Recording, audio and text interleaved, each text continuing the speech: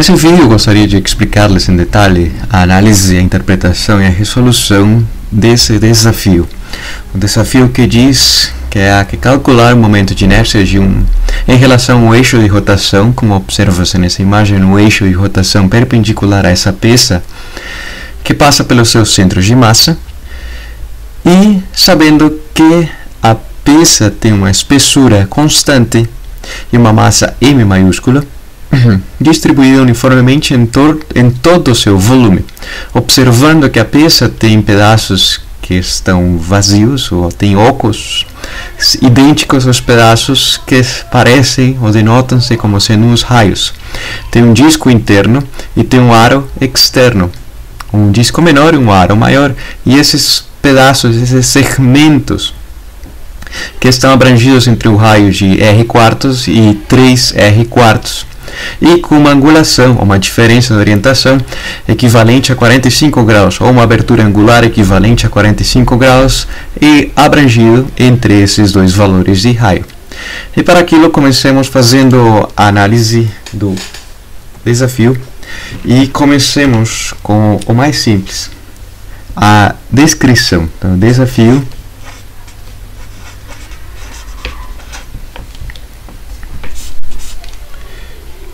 principalmente haverá que determinar a densidade volumétrica de massa se essa peça apresenta uma distribuição homogênea de massa, mas em torno do seu volume. Seu volume não é um disco, seu volume é um pedaço de uma peça. E para aquilo podemos começar a imaginar que a peça, ou um pedaço dessa peça, esse segmento que faz falta, podemos representá-lo entre dois raios, um raio menor e um raio maior. E em si, há uma diferença de orientação equivalente, ou uma angulação equivalente a 45 graus. Então, esse raio pequeno equivale a R quartos, e esse raio maior a 3R quartos. Como poder determinar a área abrangida por esse segmento metálico, que para representá-lo podemos usar essa cor? Qual será a área, o volume, a área do segmento equivalente a área vezes a espessura, H, será seu volume. Então vamos começar pelo volume. E para aquilo lhes relembrarei as coordenadas polares, pois se diz que o volume, ou o diferencial de área, principalmente, um diferencial de área em coordenadas polares expressa-se como o diferencial na coordenada radial vezes o diferencial da coordenada de direção, coordenada θ. Mas essa coordenada θ necessita de um fator de escala, que é justamente a distância.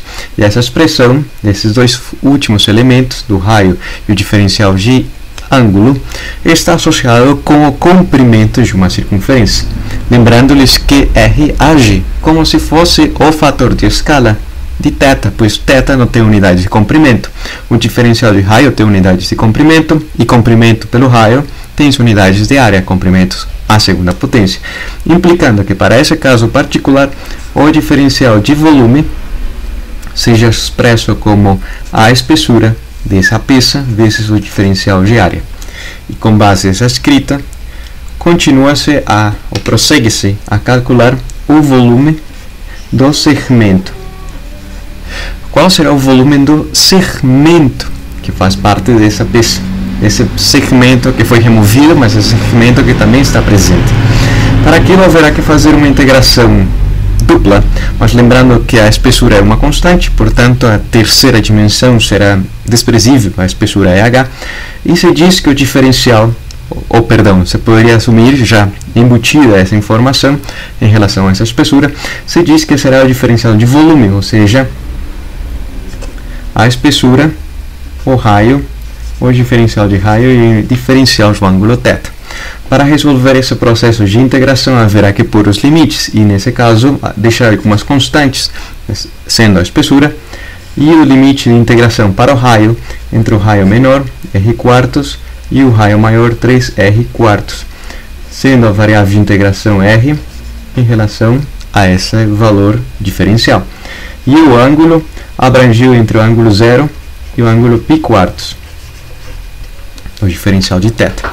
Com base no teorema fundamental do cálculo, tem-se que esse elemento da direita é basicamente o limite superior menos o inferior, ou avaliando-lhe em relação a essa variável, tem-se que será o limite superior.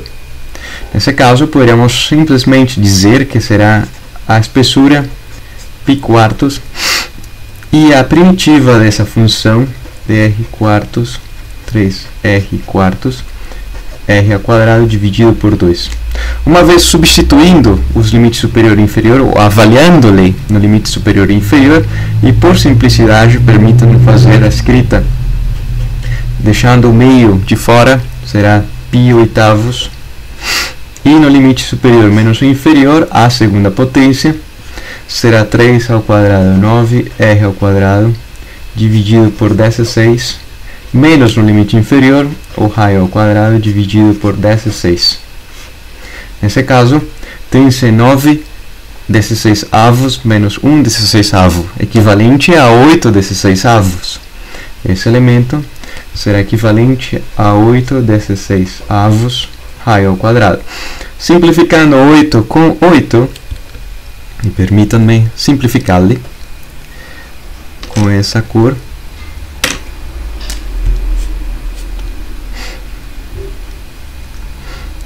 tem-se que o volume do segmento será equivalente à sua espessura, mas aqui o fator 1 16 avo da sua espessura, π vezes o raio ao quadrado. Ou seja, tem unidades de espessura, comprimento, e tem unidades de comprimento à segunda potência, o raio à segunda potência, ou seja, unidades de volume. Perfeito. Já temos o volume desse segmento, são 4 segmentos. Qual será o volume do aro externo? Agora, para calcular, prossegue-se com o cálculo do volume do aro externo. Embora seja redundante, mas o único aro que está presente é o aro externo. E o volume do aro externo será um disco menos um disco de dentro que foi removido.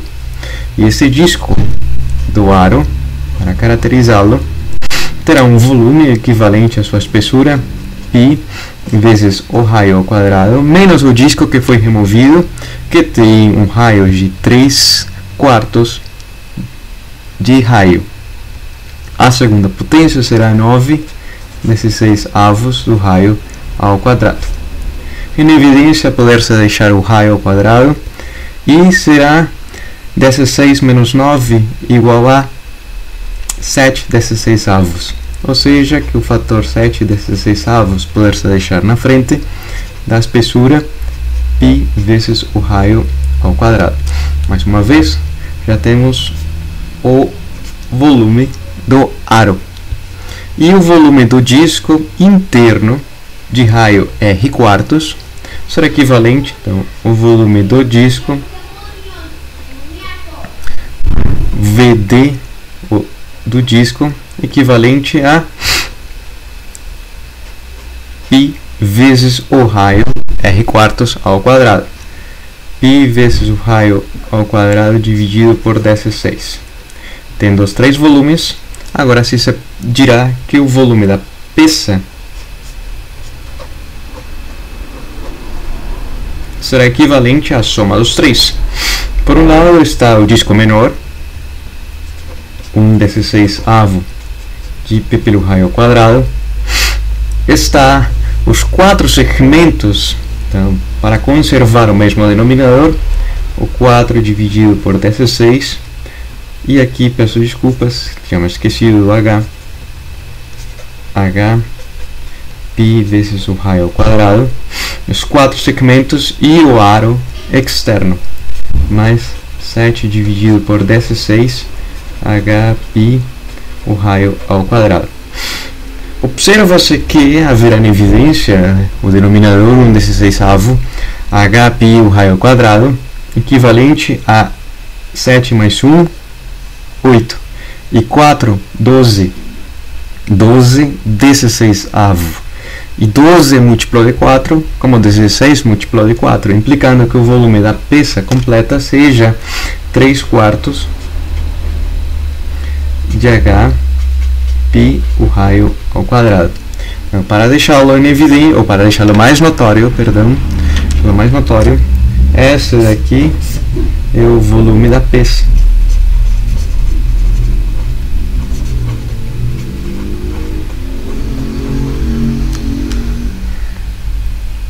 Três quartos, implicando que na remoção desses segmentos foi 1/4 do volume. Agora resultou simplesmente 3/4, 1/4 do volume se fosse um disco sólido. Nesse caso é o disco sólido, mas removendo esses segmentos. E portanto, 3/4. Agora sim, já tendo o volume, continuando, descreve-se ou define-se a sua densidade volumétrica de massa. Se a sua massa está distribuída, a sua densidade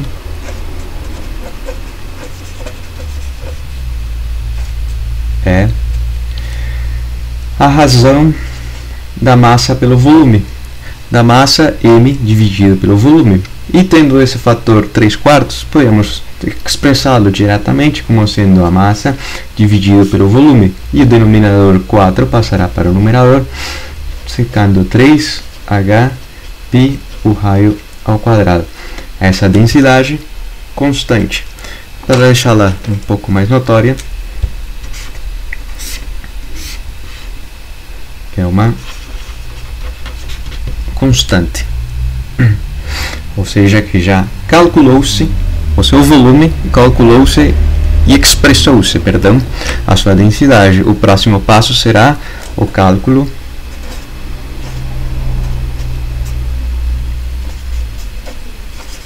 do momento de inércia.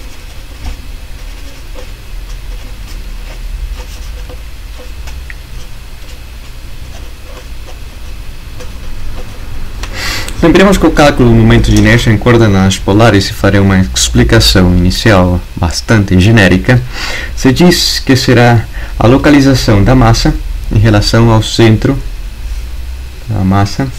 Vamos supor que fosse esse segmento x e y no sistema cartesiano, esse segmento radial, e a localização da massa em relação ao eixo de rotação. Quão distante está? E essa informação se conhece, para esse caso particular em coordenadas polares, como sendo o raio. Ou seja, que o momento de inércia em relação a esse eixo de rotação expressa-se como sendo a integração da localização dos diferenciais de massa.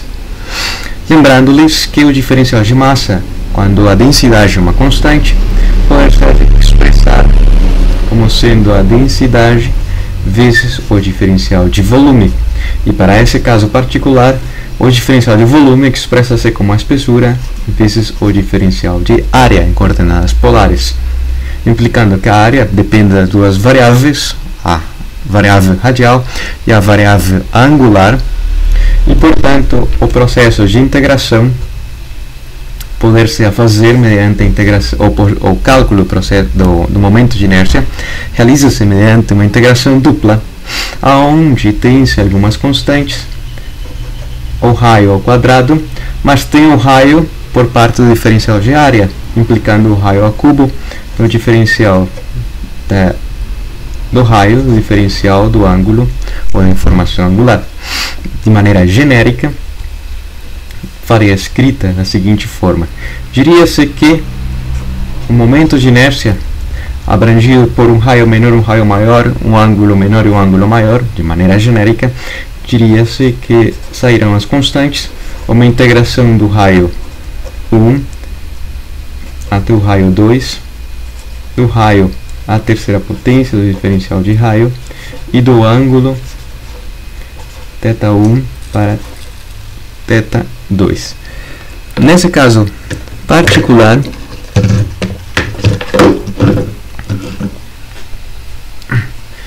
Tem-se, mediante o teorema fundamental do cálculo, simplesmente a variação, e farei bem direto o processo, do ângulo θ2 menos θ1, e a primitiva desse monômio, r à terceira potência, será r à quarta potência dividido por 4, deixando 4 em evidência. O fator dividido, o denominador 4, será o raio 2 à quarta potência menos o raio, o limite inferior, 1 à quarta potência. De forma geral, tem-se um momento de inércia. Então, como é geral, vamos deixá-lo bem mais notório. Essa citação é o momento de inércia geral.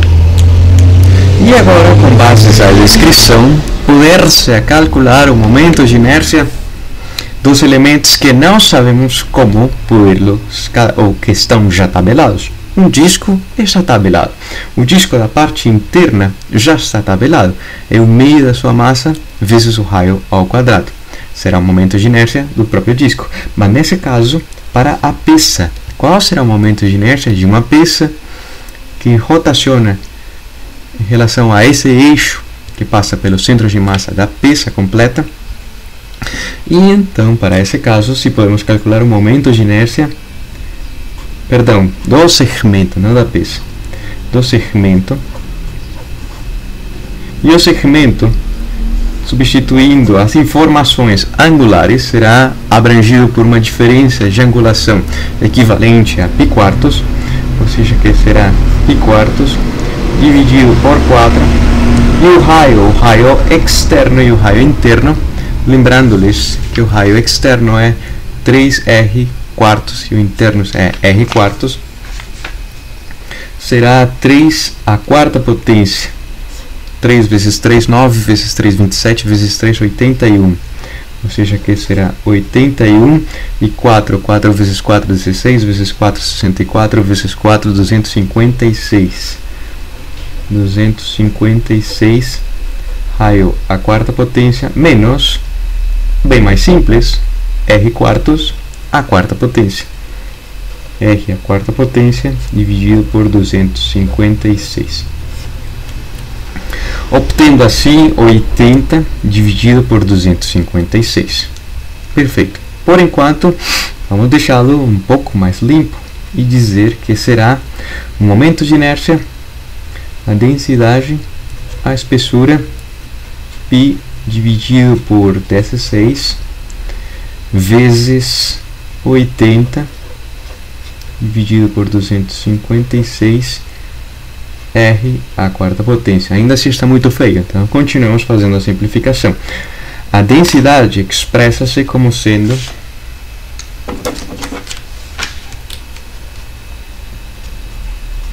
quatro vezes a massa dividido por 3 vezes a espessura, π vezes o raio à segunda potência, vezes a espessura, vezes π dividido por 16, vezes 80 dividido por 256 e vezes o raio ao quadrado. Tem-se que há alguns elementos que poderão ser simplificados, especificamente a espessura, implicando que o momento de inércia será independente de se seja um segmento, uma peça, ou um segmento muito grosso ou muito fino, como se fosse essa folha. O importante é a sua distribuição de massa nessa superfície. Portanto, a espessura simplifica-se. Há outros termos que também simplificam-se. π simplifica-se também. Os raios, a segunda potência diminui a segunda potência. O 4 simplifica-se com 16, transforma-se em 4. E a quarta parte de 80 é equivalente a 20. Podemos deixá-lo por enquanto, depois de simplificar bastantes números, como sendo 20, e permitam-me fazer essa escrita, 23 vezes 256 a massa vezes o raio ao quadrado.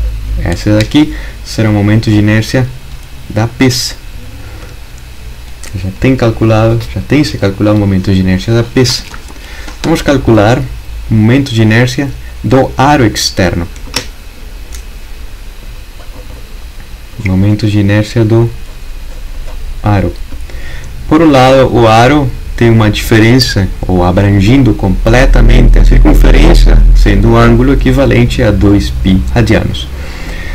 A densidade, substituindo os valores aqui, a densidade, a espessura 2π radianos dividido por 4, o raio externo é o raio R completo, R a quarta potência, e o raio interno é 3/4 de R a quarta potência, obtendo esse mesmo valor, menos 81 dividido por 256 R a quarta potência. Podemos deixar em evidência o raio a quarta potência.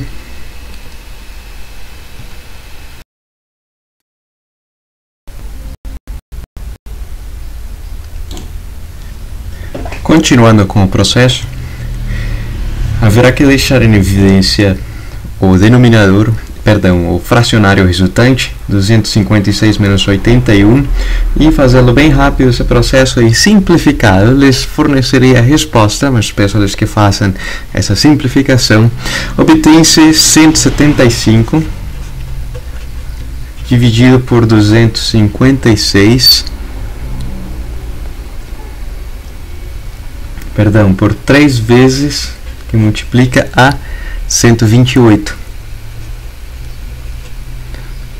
vezes a massa vezes o raio ao quadrado.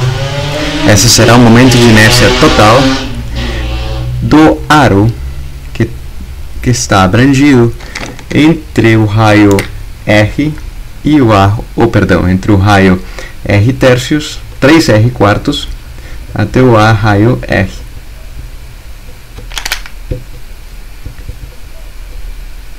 Aqui, se enxerga melhor. E do disco, o momento de inércia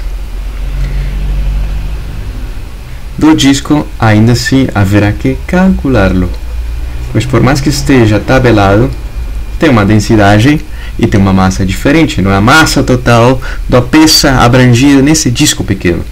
Nesse caso particular será a espessura. O disco também tem uma abrangência angular de 2π dividido por 4, e o raio a quarta potência dividido o raio quartos, a quarta potência dividido por 4 a quarta potência, ou seja, 256. Após simplificar-lhes aqui o processo, e permitam-me fazer isso para ser mais diretos, obtém-se 2 dividido por 3 vezes 256 vezes a massa e o raio ao quadrado. Obtendo os 3 momentos de inércia para o segmento, para o aro e para o disco, haverá que calcular o momento de inércia total dessa distribuição de massa contínua. Essa será a página 2, a anterior à página 1. E prosseguiremos com o cálculo do momento de inércia total. E para aquilo, o momento de inércia age como se fosse a massa no momento de translação, mas a inércia é para a resistência ou a dificuldade que oferece alguma distribuição de massa, como por exemplo essa daqui, na hora de rotacionar. Quanto mais inércia tenha, mais dificultoso será apresentar essa rotação. Igual que a massa, se o objeto fosse deslocado linearmente nessa direção, se a sua massa é pequena, é super fácil de deslocá-lo e tem uma aceleração grande, no caso que a força seja grande. Mas, mantendo a força constante e a massa sendo gigantesca, a aceleração será bem pequena, bem baixa, inversamente proporcional, ou seja, que a massa do próprio objeto agirá como um elemento que opõe-se a essas mudanças de direção. Nesse caso, para o movimento linear. Para o movimento de rotação, o momento de inércia tem quase o mesmo papel para o movimento de rotação. Quanto maior seja a sua inércia, mais dificultoso será começar o movimento de rotação, ou a fazer um acréscimo do seu movimento de rotação, do repouso até uma determinada velocidade angular. Continuando com o cálculo do momento de inércia, é igual que a massa, soma-se para a peça completa, será a soma dos momentos de inércia. Então, a inércia da peça. Então, o cálculo final.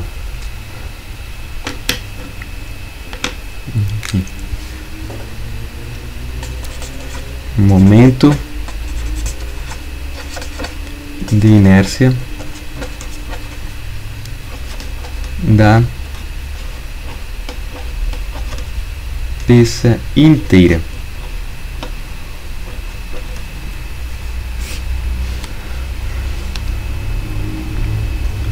Se diz que será o momento de inércia da peça expresso como o momento de inércia do disco mais 4 vezes esses segmentos já foram obtidos no seu momento de inércia, mais o momento de inércia do aro externo, implicando, com o resultado anterior, do disco equivalente a 2 dividido por 3 vezes 256, a massa vezes o raio ao quadrado. 4 vezes do segmento. Certo? Uma escrita bem feia, mas ainda assim poder-se reescrever um pouco melhor.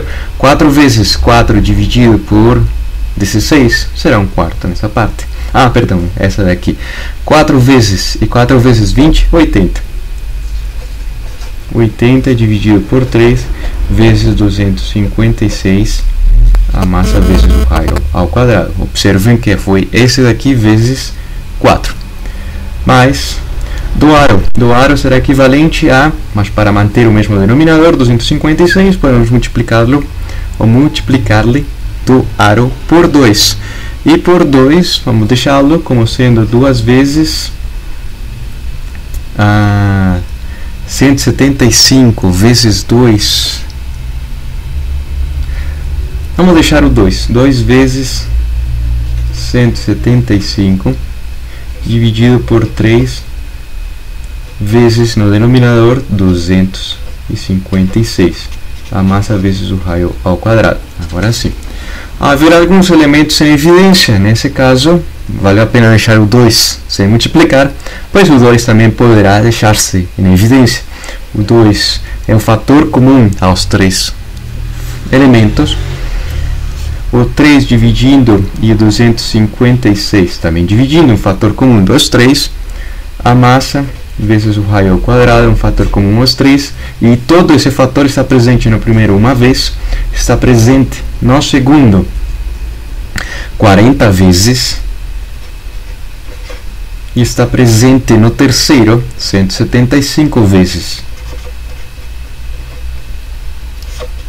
implicando que 41 mais 175, ou seja, e farei uma escrita com uma cor diferente, seja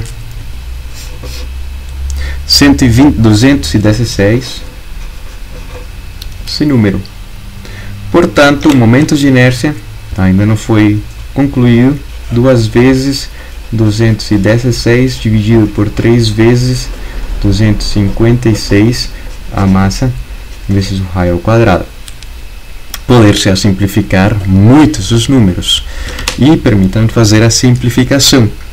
Tem-se a metade, 256, 216, 128, será 108.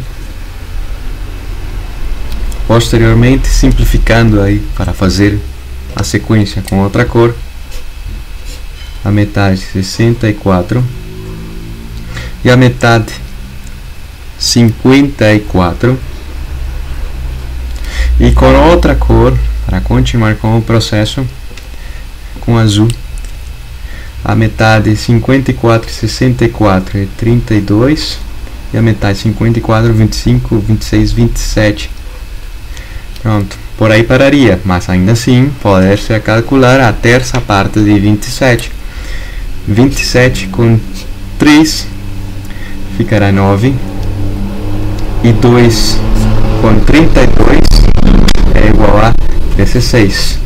Ou seja, que a resposta do momento de inércia da peça total será 9 momentos de inércia da peça, equivalente a 9/16 avos da massa vezes o raio ao quadrado. E essa daqui é a resposta do momento de inércia dessa peça, que para aquilo teve-se que calcular o volume da peça,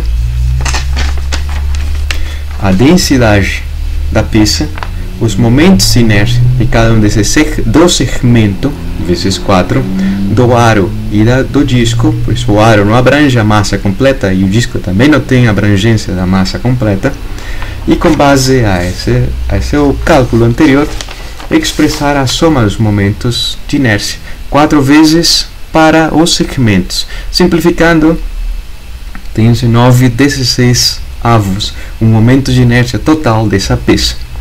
Se é fácil entender, deixe compartilhar esse vídeo e nos veremos em outro desafio.